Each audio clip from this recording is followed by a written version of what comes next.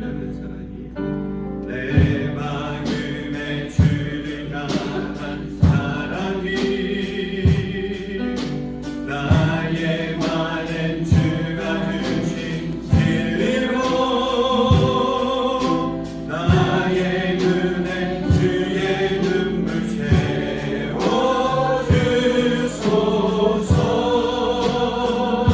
채워주소서. 내 입술에 찬양의 향기가 내 입술에 찬양의 향기가 두 손에는 주를 닮은 성김이 나의 삶에 주의 흔적 남게 하소서. 하나님의 사랑이 영원히 함께하리. 십자가의 길을 걷는 자에게 순교자의 삶을 사는 이에게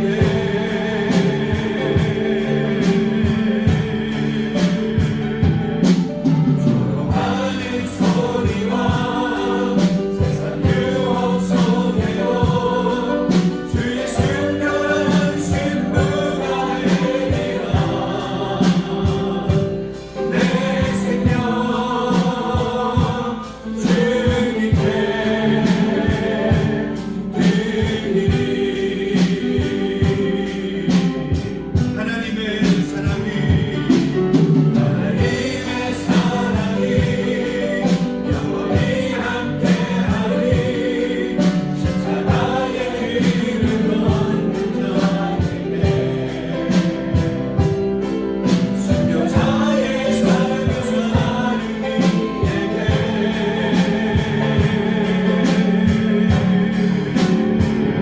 이에게 조롱하는 소리와 세상 유혹 속에도 주의 순결한 신부가 되리라. 내 생명 주님께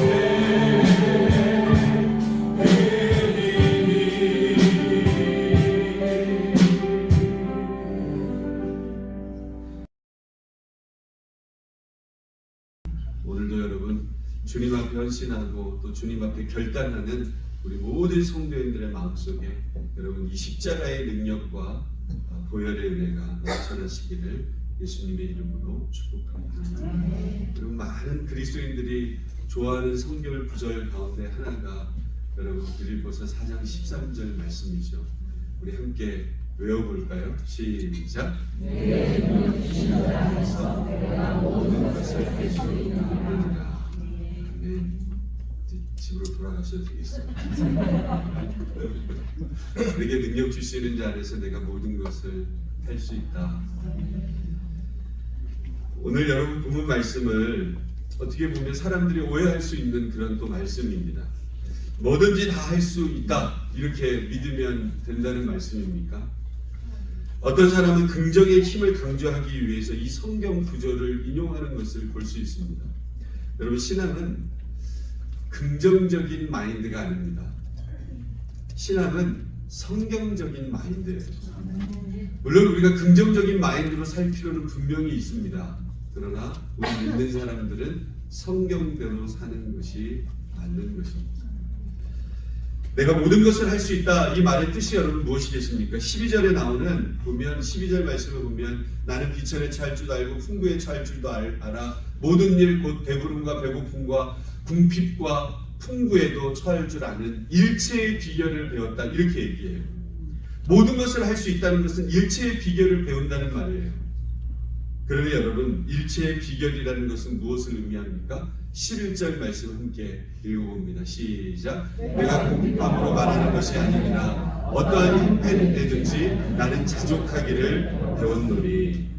어떠한 형편 속에서도 내가 풍부에 처할 때에도 내가 궁핍에 처할지라도 내가 어떤 상황이든지 나는 하나님 안에서 자족하기를 원합니다 라고 하는 것입니다. 이게 여러분 내가 모든 것을 할 수 있다라고 하는 뜻이지요. 자족할 수 있다는 말이 여러분 무슨 말입니까? 17세기에 사랑받던 이 청교도 지도자 중에 제러마이어 머로스라고 하는 분이 계셔요. 이분을 설교의 왕자다, 찰스 스펄전처럼 설교의 왕자다 이렇게 일컫기도 합니다. 그의 책에 만족이라고 하는 그런 책이 있습니다. 거기에서 보면 참된 행복이란 하나님이 하신 일에 대해 그리스도인이 내면으로 느끼는 깊은 만족으로 오직 누구만이 주실 수 있어요? 하나님만이 주실 수 있다. 우리는 스스로를 행복하게 할 수 있을 정도로 선하거나 강하지 않으나 하나님이 우리에게 필요한 모든 것을 주시기에 세상 것을 갖지 못할 때에도 세상 것을 다 우리가 채우지 못한다 할지라도 여러분 우리는 그 상황 속에서 만족할 수 있다. 만족이라는 책에서 그렇게 이야기를 했어요. 그리스도인의 행복은 하나님이 원하시는 일을 여러분 우리가 행할 때 참된 행복이 우리 가운데 있지 않습니까? 그래서 오늘도 여러분 저와 여러분들이 주님 앞에 믿음으로 예배하는 자리에 나와서 하나님의 기쁨이 되어지는 것 아니겠습니까? 그리스도인은 하나님의 뜻에 복종하는 만큼 우리의 모습이 행복해진다라고 합니다. 자족이라는 말을 여러분 사전적인 의미에서 보면 이렇게 기록되어 있어요. 스스로 넉넉함을 느낀다. 스스로 넉넉함을 느낀다. 그리고 스스로 만족함을 느낀다. 여긴다. 그러나 여러분 성경이 말하는 자족의 뜻은 여러분 무엇입니까? 모든 상황 속에서 하나님께서 행하신 모든 일들을 내가 믿음으로 바라보고 그것을 받아들이는 것이 자족이에요. 시편 23편 1절 말씀 여러분 너무나도 잘 아시죠? 시작! 여호와는 나의 목자시니 내가 부족함이 없으리로다. 이 말씀이 이 시편의 말씀이 다윗이 좋을 때 쓴 그런 상황입니까? 그렇지 않죠. 너무나도 눈물과 아픔과 어려움이 있을 때 아닙니까? 언약하신 대로 성취하시고 언약하신 대로 이루시는 그 여호와께서 나의 목자가 되시니까 내가 지금 형편이 좀 어렵고 힘들고 고단하고 문제가 있고 몸이 아프고 어려워도 여호와는 나의 목자가 되시니까 어려울 때나 힘들 때나 나는 하나님의 섭리가 있음을 믿고 모든 상황 속에서 내가 부족함이 없습니다. 이렇게 고백하는 거예요. 내게 능력 주시는 자 안에서 모든 것을 할 수 있다. 이 의미를 이해하기 위해서는 당시 여러분 바울이 처한 상황을 우리가 보아야 되지 않겠어요? 10절 말씀 우리 한번 읽어보도록 하겠습니다. 시작! 내가 주 안에서 크게 기뻐하면 너희가 나를 생각하는 것이 이제 다시 싹이 나느니 너희가 또한 이를 위하여 생각은 하였으나 기회가 없었느니라. 빌립보 교회가 여러분 바울의 복음 사역을 위해서 선교 헌금을 보내려고 했지만 그 상황 가운데는 여의치가 않았어요. 또 18절 말씀에 보면 빌립보 교회가 에바브로 기도편을 통해서 바울에게 선교 헌금을 또 보내게 되었고 이로 인해서 바울은 그 상황에 너무너무 기뻐하고 감사하게 되었습니다. 바울은 선교 헌금 그 자체보다도 빌립보 교회가 자신의 복음 사역을 위해서 그동안 생각했던 것이 여러분 다시 어떻게 해요? 싹이 나는 것처럼 그런 마음들이 이해가 되어지고 그 마음들이 여러분 보여지니까 너무너무 마음이 감격하고 하나님 앞에 영광이 되었다 그 말이죠. 바울은 이전에 빌립보 교회의 사랑과 섬김에 깊은 감사를 느끼고 있습니다. 15절 말씀 읽어볼까요? 시작! 빌립보 사람들아 너희도 알거니와 복음의 시초에 내가 마게도냐를 떠날 때 주고받는 내 일에 참여한 교회가 너희 외에 아무도 없었느니라. 바울의 여러분 선교를 감당함에 있어서 수고하고 헌신하지 않았습니까? 그 선교 초기에 여러분 마게도냐를 떠날 때에 선교 헌금을 보내준 교회가 빌립보 교회밖에 없었다라고 말합니다. 바울이 데살로니가 교회에 있을 때도 한 번뿐 아니라 2번씩이나 보내주었다. 그래서 감사합니다. 여러분 자족할 줄 아는 사람은 자신이 사랑을 받는 그 순간을 기억하고 두고두고 어떻게 해요? 그 감동을 전하는 사람이에요. 그러면서 바울은 자신의 형편을 빌립보 교회에 전하면서 자신이 지금 경제적으로 어려워하는 것처럼 비춰질까봐 걱정을 합니다. 11절 말씀을 함께 읽어볼까요? 시작! 내가 궁핍함으로 말하는 것이 아니니라 어떠한 형편에든지 나는 자족하기를 배웠노니. 자신이 궁핍한 가운데서도 여러분 뭐 했다고요? 자족하기를 배웠다, 토로했다 이야기를 합니다. 그래서 성도는 어려운 상황, 비천한 그런 가운데서도 주님께서 지금 우리와 함께하고 계시니 지금 어려운 문제 앞에서도 하나님께서 분명히 나의 삶을 이끄시고 그리고 내가 더 겸손하기를 원하시는 하나님의 마음이고 또 그 모든 상황과 여건들을 보면서 하나님의 마음을 깨달을 수 있도록 그래서 풍부에도 처할 수 있게 해주시고 비천에게 처하게도 하셔서 하나님께서 주시는 마음으로 일체의 비결을 배우는 영적인 은혜가 바울에게 또 저와 여러분에게도 임하는 줄로 믿습니다. 여러분 그런 상황이 쉽습니까? 문제가 어렵고 힘듦이 오면 여러분 그게 쉬운 일은 분명히 아니죠.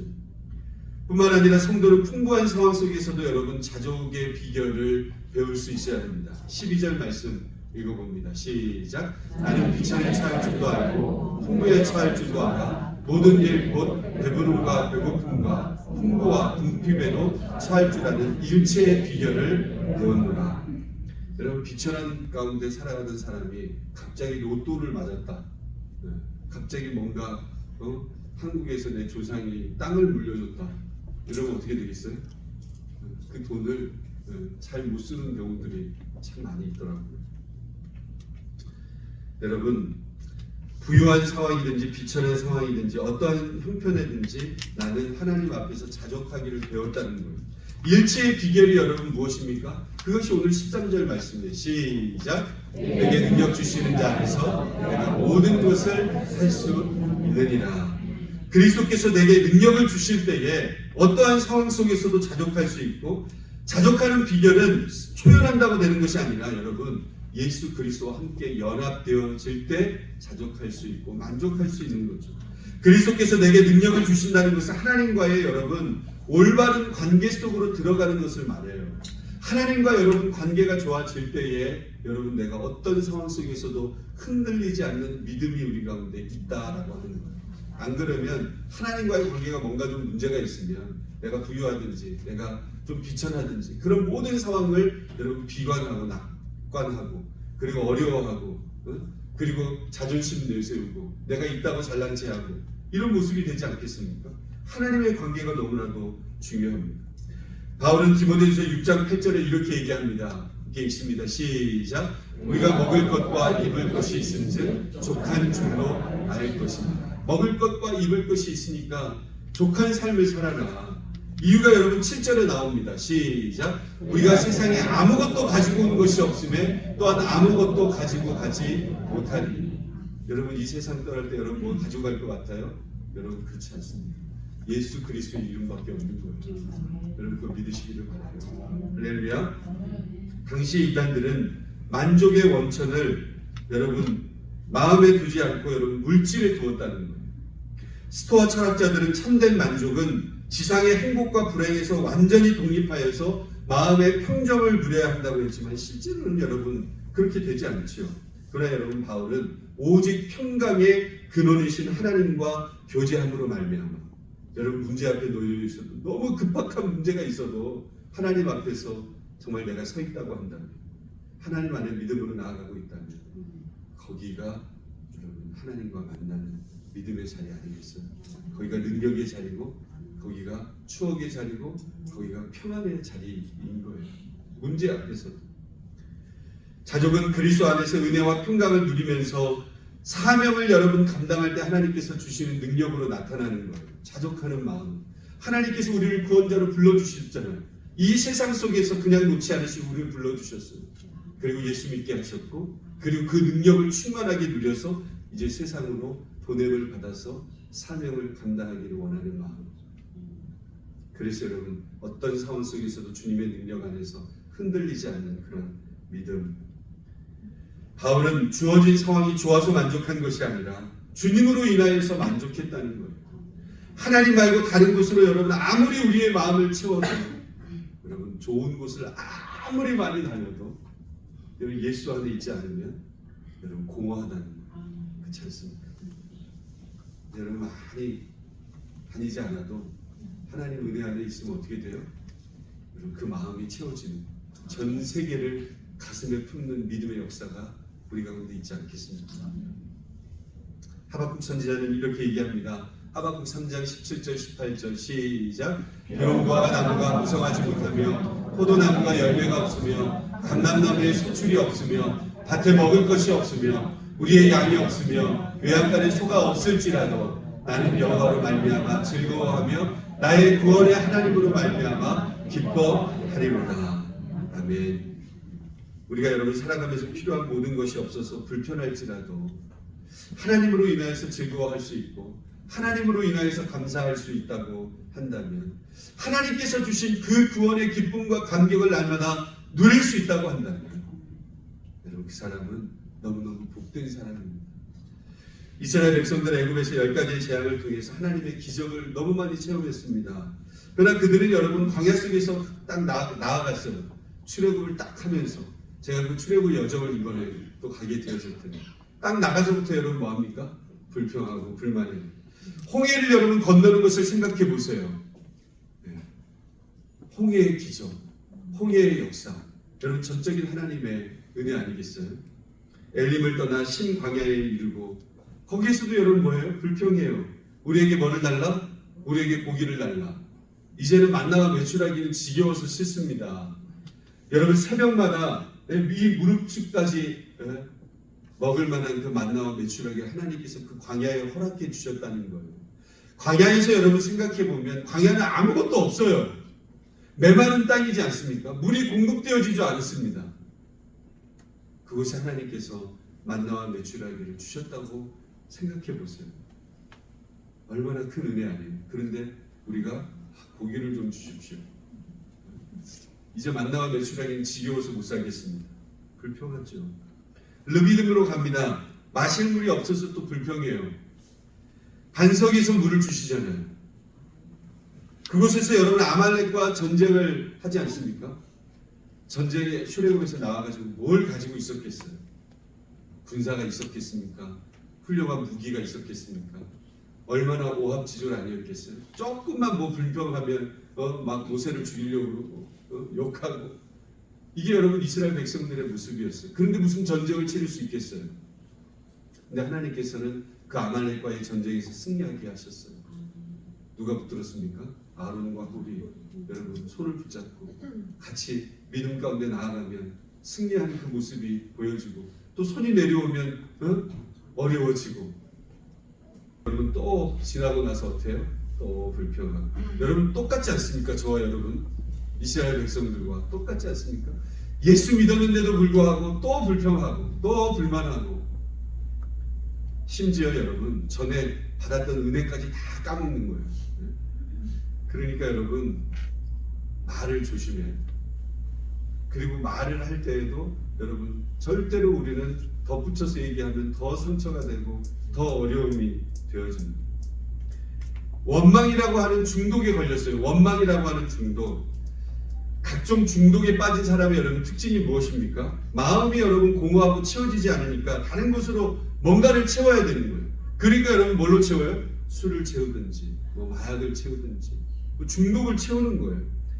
중독을 치료하는 방법 중에 한 가지가 더 큰 중독에 걸려야 가능하대요. 더 큰 중독에 걸려.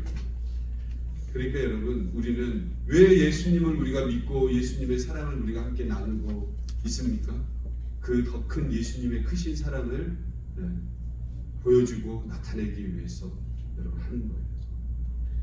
다윗은 가장 힘들고 어려운 상황에 처했을 때 시편 23편 4절 6절 말씀, 제가 한 절 여러분이 한 절 6절을 합독하겠습니다. 내가 사망의 음침한 골짜기를 다닐지라도 해를 두려워하지 않을 것은 주께서 나와 함께 하심이라. 주의 지팡이와 막대기가 나를 안위하시나이다.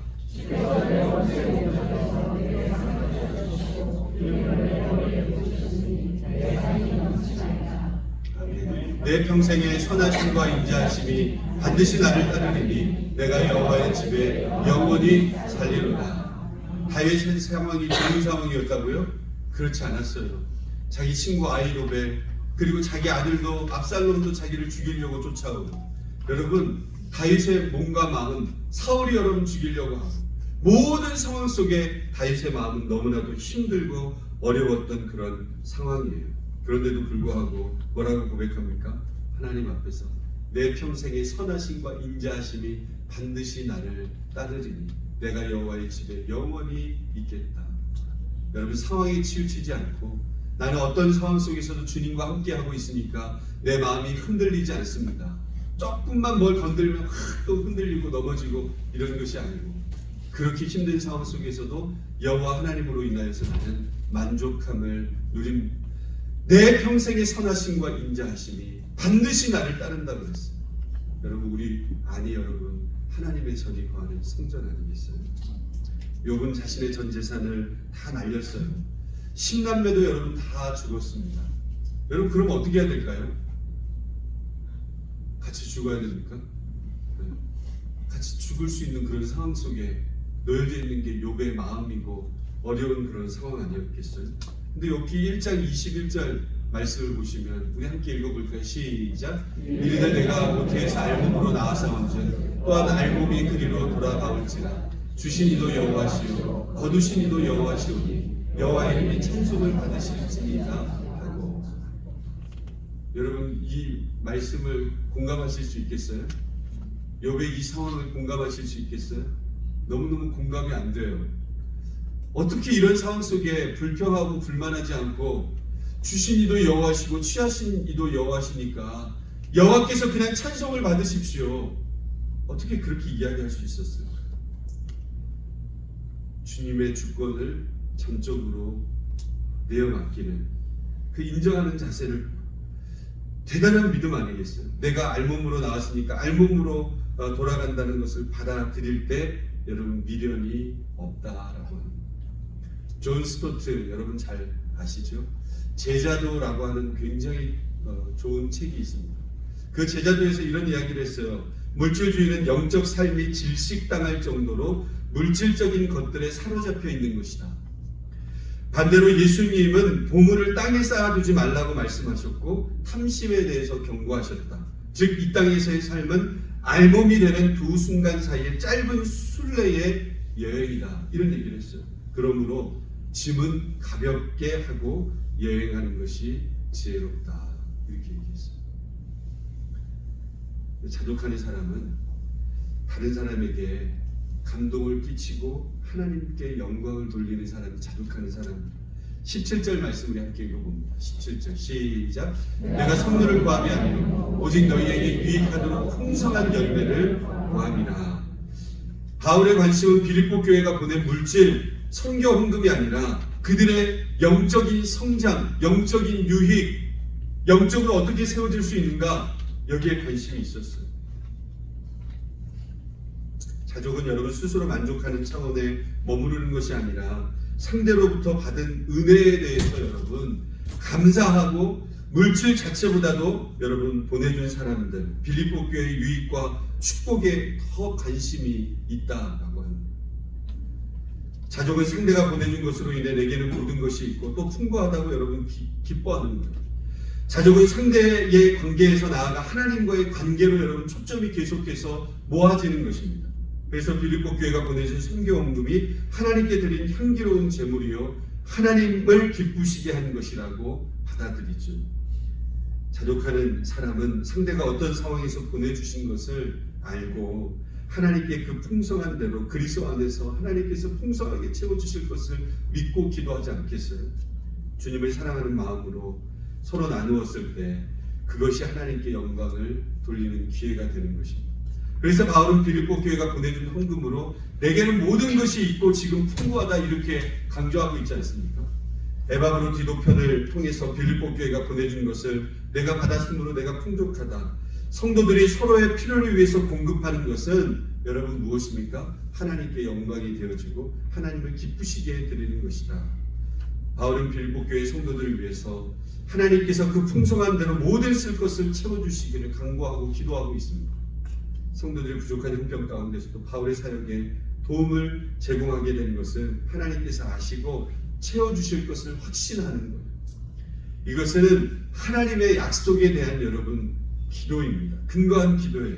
하나님께서 마태복음 6장에도 먼저 그의 나라와 그의 의를 구하라 그리하면 이 모든 것을 너에게 더해 주신다. 주님께서 그렇게 말씀하시지 않았어요? 하나님의 복음을 위해서, 하나님 나라를 위해서 쓰임 받았을 때 모든 것이 필요한 것 하나님께서 아시고 채워주시고 지금까지 인도해 주셨다 그 말이죠. 바울은 무엇에 대해서 하나님께 영광을 돌리는 것입니까? 바울은 일체에 자족하는 비결을 통해서 하나님께 영광을 돌리는 기회로 삼는 것입니다. 전적으로 하나님을 신뢰하는 법을 배웠기 때문에 어떠한 상황 속에서도 하나님 앞에서 만족할 수 있었다는 거죠. 여러분, 어려운 상황 속에서도 낭망하지 않았어요. 하나님의 능력을 경험하는 기회로 삼았습니다. 어떠한 문제 앞에서도 만족할 수 있었던 자체가 여러분, 내게 능력 주시는 자에서 내가 모든 것을 할 수 있습니다라고 고백하는 믿음 아니겠습니까? 여러분, 지금 어려운 길을 걷고 있다, 또 우리 가정이 물질적으로 힘들고 어려운 가운데 있다, 여러분 주님 앞에서 여러분 자족하고 또 하나님께서 주시는 마음으로 승리하는 은혜가 있기를 주님의 이름으로 축원드립니다. 환경에 구애받지 않는 그런 믿음. 히브리서 13장 5절은 이렇게 이야기합니다. 시작. 돈을 사랑하지 말고 있는 바를 족한 줄로 알아. 그가 친히 말씀하시기를 내가 결코 너희를 버리지 아니하고 너희를 떠나지 아니하리라 하셨느니라. 돈을 사랑하지 말고 뭐라 그래요? 있는 바를 족한 줄로 알라는 거예요. 무신자로서 변호사였던 글레레이스 데오르라고 하는 분이 계세요.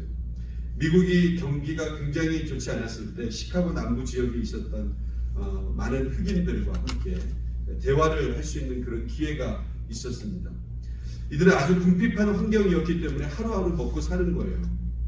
그러니까 너무너무 어려운 시절을 보내고 있었어요. 그런데 여러분, 그들의 얼굴 속에 환희가 있는 거예요. 어렵고 힘들고 낭망하고 쓰러질 만한데, 그렇지 않습니까? 그런데 그들의 얼굴 속에 기쁨이 있고 감사가 있고 그들의 입술 속에 찬송이 있었다라고 하는 거예요.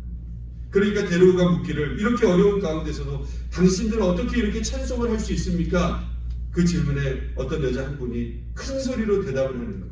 우리는 찬양할 수 있는 예수님을 우리의 마음속에 지금 모시고 있습니다. 그렇기 때문에 우리는 이 어렵고 힘들어도 감사합니다, 기뻐합니다. 그랬더니 많은 흑인들이 옆에서 박수를 치면서 아멘, 아멘 했다는 거예요. 할렐루야. 예수님을 모시고 있었기 때문에 환난 중에도 자족하고 기뻐하고 감사할 수 있었다는 거예요. 문제 앞에서도 두려워하지 않았다는 거예요. 우리의 감사와 자족은 저절로 나오는 것이 아니라 바로 우리 주 예수 그리스도로부터 나온다는 사실을 여러분 기억하실 수 있기를 바랍니다. 자족하는 인생을 살아가려고 하면 첫 번째로는 하나님께서 내 안에 계시다, 이것을 결코 잊어서는 안 돼요. 하나님께서 나와 늘 함께하고 계십니다. 히브리서 13장 5절 6절에 하나님은 결코 우리를 버리시거나 떠나시거나 여러분 그러지 않으신 분이고 하나님 우리를 돕는 분이세요. 그래서 무엇을 먹을까 무엇을 입을까 걱정하지 말고 염려하지 말라고 그랬어요. 이스라엘 백성들이 광야에 있으면서도 여러분 그들의 옷이 헤어졌습니까? 먹을 것이 없었습니까? 하나님께서 그들을 이 모양 저 모양으로 다 구름 기둥과 불 기둥으로 인도하셨어요. 그게 여러분 하나님의 놀라우신 보호하심이고 사랑이에요. 그래서 그 광야를 여러분 뺑뺑 돌리신 이유가 뭐예요? 하나님 사람답게 살아가라. 일주일이면 갈 수 있는 그런 거리를 40년 동안 뺑뺑 돌리신 이유, 너희들이 나를 바라보면서 이 모든 상황을 감사하고 나를 바라보고 그렇게 살아가라. 하나님 사람답게 세워져 가라. 그렇게 돌리신 것 아니겠습니까? 두 번째로는 내가 가지고 있는 것에 만족하는 거예요. 한번 따라서 내가 가지고 있는 것에 만족합니다. 세상은 여러분 어때요? 더 가지라 그래요. 더 성공하라 그러고 더 많은 것들을 소유하라 그러고 더 많은 유산을 물려주라 그러고 더 큰 업적을 가지라 그러고 더 많은 친구들이 있어야 된다고 더 많은 돈을 강조합니다. 여러분 만족한다는 것은 어떻게 보면 위험하게 들릴 수도 있어요. 그러나 만족을 배우는 데는 단 하나의 효과적인 방법이 있어요. 여러분 그것은 뭐냐면 내 생각을 날마다 감사로 채우는 것입니다. 감사로 채우는 것. 모든 것을 여러분 뭐하라고 그랬어요? 그냥 감사라고 그랬어요. 그래서 제 목양실 앞에 들어올 때도 보면 그냥 감사라고 써 있어요. 그냥 감사. 또 들어가서 딱 앉잖아요. 옆에 보면 그냥 감사라고 써 있어요. 보신 분들은 아시고 그냥 감사하는 거예요. 그냥 감사. 한번 따라해 볼까요? 힘들어도 감사. 기뻐도 감사. 애들이 힘들게 해도 감사. 남편이 말을 안 들어도 감사. 와이프가 말을 안 듣는 적은 별로 없어서 제가 이거 기억하는데 여러분 다 감사하는 거예요. 다 감사. 그러니까 여러분 교회 이름 중에도 감사교회 있잖아요. 얼마나 이름이 좋아요. 근데 여러분 더 감사교회도 있어요. 더 감사교회. 근데 여러분 거기에 더해가지고 다 감사교회도 있어요. 얼마나 이름이 좋아요. 마지막으로 자족하는 마음을 배우려면 다른 사람에게 베푸는 자가 되어야 합니다. 예수님께 한 사람이 달려와서 무릎을 꿇습니다. 부자 청년이었습니다. 이 한 사람은 마태에 의하면 부자였고 청년이었고 누가에 의하면 관원이었습니다. 돈도 많고 젊고 권력까지 가지고 있으면 여러분 어때요? 최고의 신랑감 아니겠어요? 그죠? 세상 모든 사람들이 보면 저 사람 다 성공했다 이렇게 이야기합니다. 근데 마가복음에서 보면 10장에서 말하기를 이렇게 얘기해요. 예수님 앞에 나온 이 청년이 이야기를 합니다. 선한 선생님이여, 내가 무엇을 해야 영생을 얻을 수 있습니까? 선한 선생님, 내가 무엇을 해야 영원한 생명을 얻을 수 있습니까? 주님께서 지침을 주시죠. 이렇게 해라. 그랬더니 뭐라고 얘기해요? 그랬더니 내가 어려서부터 율법도 다 지켰고 웬만한 것은 다 해봤습니다. 이렇게 얘기해요. 그러니까 우리 교회 와서는 제자훈련 해봤다고 하면 돼요, 안 돼요? 함께 지어져 가는 거예요. 오늘도 우리가 찬양했잖아요. 얼마나 가슴이 여러분 함께 예수 안에서 내가 배우고 내가 했고 다시 또 하면서 하나님 은혜 안에서 우리가 얼마나 부족한데. 옛날 거 여러분 다 기억하십니까? 여러분이 가르치지 않았으면 잘 기억 못해요. 듣는 것은 여러분 10%도 기억이 안 남아요. 외워야지 남지. 그렇지 않습니까? 그러니까 또 다시 듣는 거죠. 이 청년이 그렇게 얘기했어요. 내가 율법도 지켰고 웬만한 건 다 해봤습니다. 예수님 앞에서 뭐 하는 거예요? 까불고 있어요. 그죠? 까불고 있는 거죠. 주님께서 말씀하시기를 너가 한 가지 부족한 것이 있는데 가서 내가 있는 것을 다 팔아 가난한 자들에게 주라. 그리하면 하늘에서 보화가 내게 있으리라. 그리고 와서 나를 따르라. 이렇게 말씀했어요. 하나님을 따를 것인가? 물질을 따를 것인가? 돈을 사랑하는 마음이 이 청년에게 가득하지요. 내가 가진 것보다 하나님을 더 사랑할 수 있느니? 그렇게 물어보실 때 그러지 못하겠다는 거예요. 주님의 은혜는 내가 조금 알긴 알겠는데 그래서 물어보러 왔는데 돈 버리고 다 나눠주고 나 따르라 그러니까 내가 굉장히 곤란합니다. 이러고 갔어요. 여러분 하나님께 드리는 마음도 마찬가지더라고요. 내가 이 정도 되면 하나님 앞에 드리겠습니다. 다른 지체들과도 내가 나눌 수 있겠습니다. 그런데 그렇게 안 되더라고요. 인간의 욕심이 여러분 어때요? 인간의 욕심은 끝이 없습니다. 내 자식들 다 챙겨준 다음에 하겠습니다. 내 노후 다 채우고 하겠습니다. 자신이 부족한 상황이 있음에도 불구하고 나눌 때에 자족하게 되어지는 하나님의 복을 누리게 되어진다. 그 말입니다. 자족은 갑자기 얻어지는 것이 아니라 하나님 아버지의 공급하심과 그분의 약속을 끊임없이 믿음으로 바라보면서 얻을 수 있는 마음이 자족하는 마음이에요. 여러분 다시 한번 4장 13절 말씀 외워볼까요? 없습니다. 있네요. 시작. 내게 능력 주시는 자 안에서 내가 모든 것을 할 수 있느니라.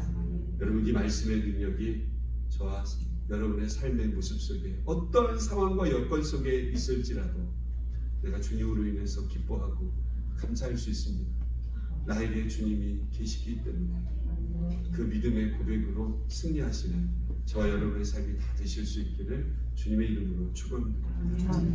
하나님의 사랑이 영원히 함께하니 십자가의 길을 걷는 자에게 순교자의 삶을 사는 이에게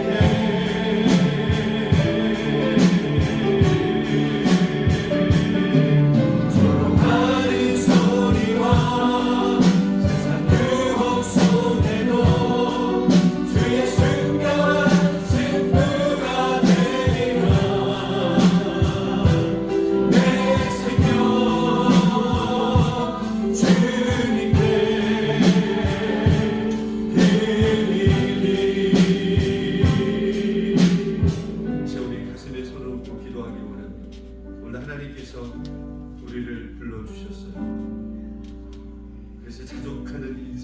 살아라고 말씀하십니다. 여러 일체의 모든 비결을 배우라고 주님께서 말씀하십니다. 그래서 지금 내가 기쁨 가운데 있다고 하면 감사하시고, 어려움 가운데 있다 하더라도 주님 앞에 감사하십시오. 이 모든 상황을 통하여서 하나님께서 일하실 것들을 바라보면서 내가 자족하는 은혜를 배우겠습니다.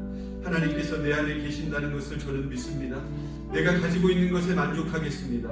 그리고 많이 베풀면서 그 주를 향한 그 사랑과 은혜를 증거하면서도 어떤 상황 속에 있을지라도, 세상이 많은 사람들이 나에게 욕을 한다 할지라도, 그래도 나는 주님의 거룩한 신부가 되어지겠습니다. 나를 사용해 주십시오.